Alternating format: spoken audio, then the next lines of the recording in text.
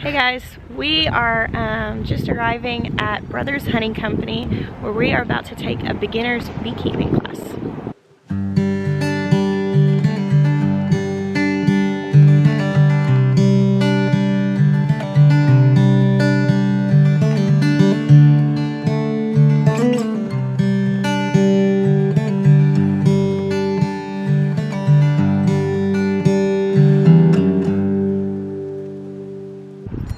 My friends Katie and Elvis run this store, and they opened it about 4 months ago, I think. I might have that a little wrong, but it's really awesome here in Conway, Arkansas. Okay, so we're in the front of the class since we got here a little late, and I guess nobody else wanted to sit all the way up here. But we got Jackson, here's Maya, and here's Daniel. And here's our information. We're very excited.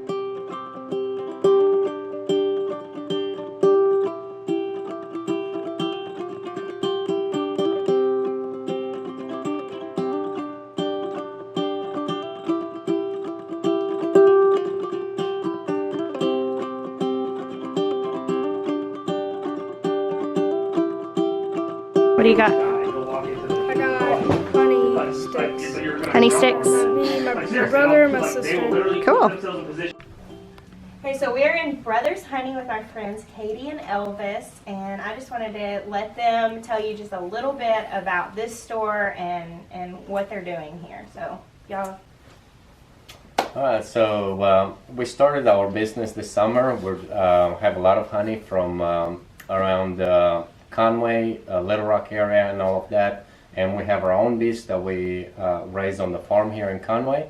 And this summer we open up the store, and then we encourage people to bring any kind of homemade products that they have, or byproducts from honey and beeswax and stuff. And my wife Katie takes care of managing the store, and I'm usually on the farm, not in here. Yeah, that's cool. Yep.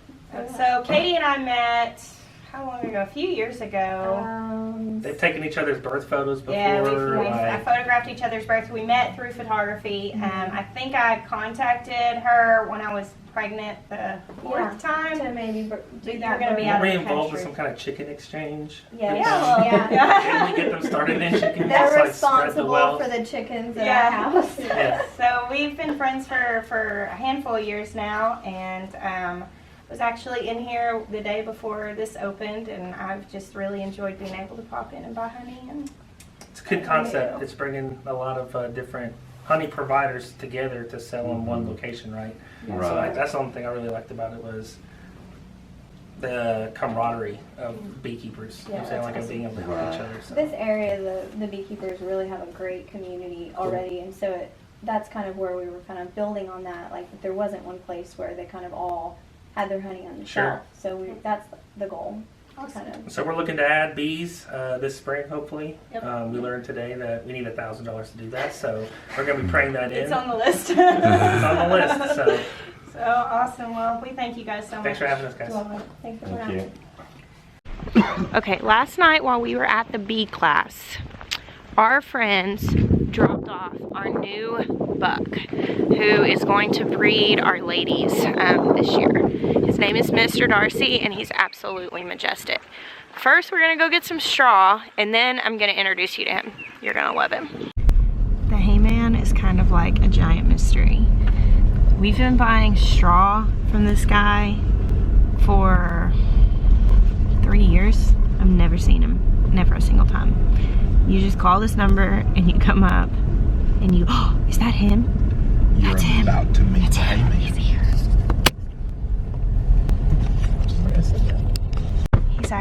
He's out here. He's loading up straw right now. I'm freaking out right now. Nope, that can't be the hayman. No, yes, is it? Okay.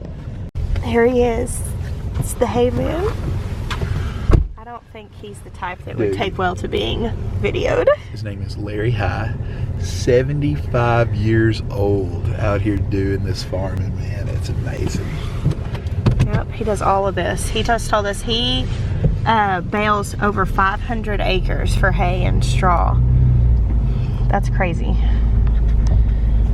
He said, I'm 75 years old. I don't know how long I'll be alive, but it's nice to meet you. Jeez. Anyway, what he does is, I mean, he has all this hay and straw out here in these open, you know, sided barns, and you just call his number and you say, hey, I'm coming to pick up straw and hay, and he says, how many are you getting? And you tell him. There's a little box out that you put your money in, and we've been buying straw here for 3 years or so, and it's $4 for a square bale, which is, you know, way cheaper than you go into like the feed stores or Tractor Supply. Sometimes they want upwards of like 9 or 10 bucks for a square bale of hay, or straw. We buy our hay in round bales from somebody else, but yeah, I got to meet the hay man today. I'm lucky I got in first. We're back home with the straw. Toby and Ezra have joined us outside. Hey, say hey, Toby. Hey. Where's Ezra? Ezra, say hey.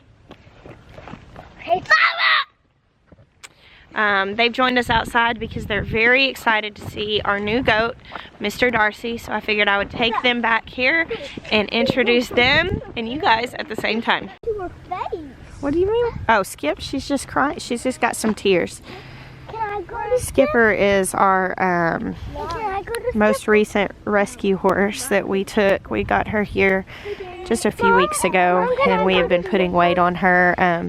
She had belonged to a friend of ours for several years, and the friend had to rehome her, gave her to someone, and then found out that they had been neglecting her pretty badly, so they called us. We got her, and she actually, believe it or not, looks better than she did when we got her. So we've just been giving her a lot of TLC and getting her to a place of being healthy.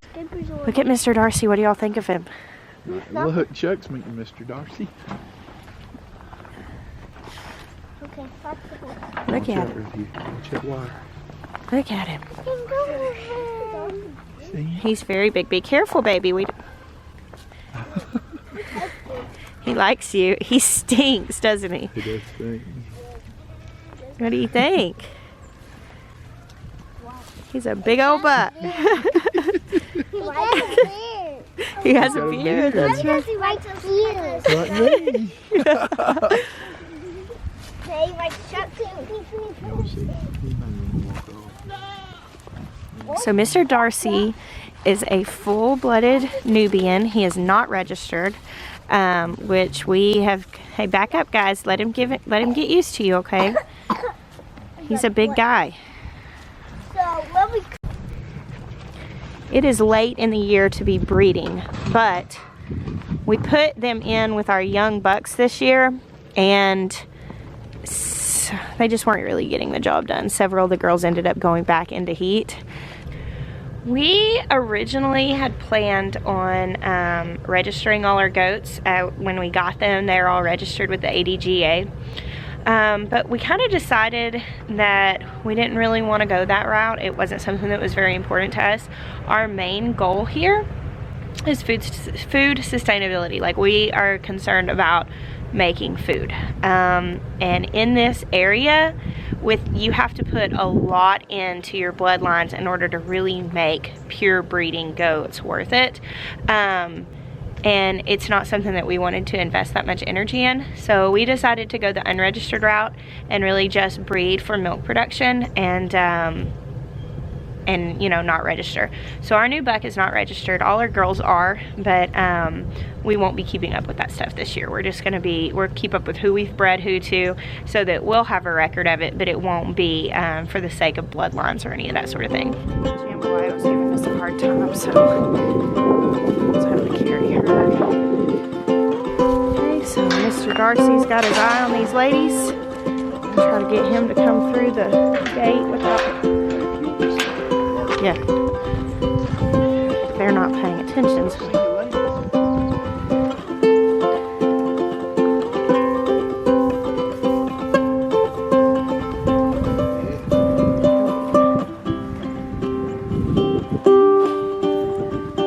You're gonna stink like a goat. You stink. Woo, go. Oh, here we go.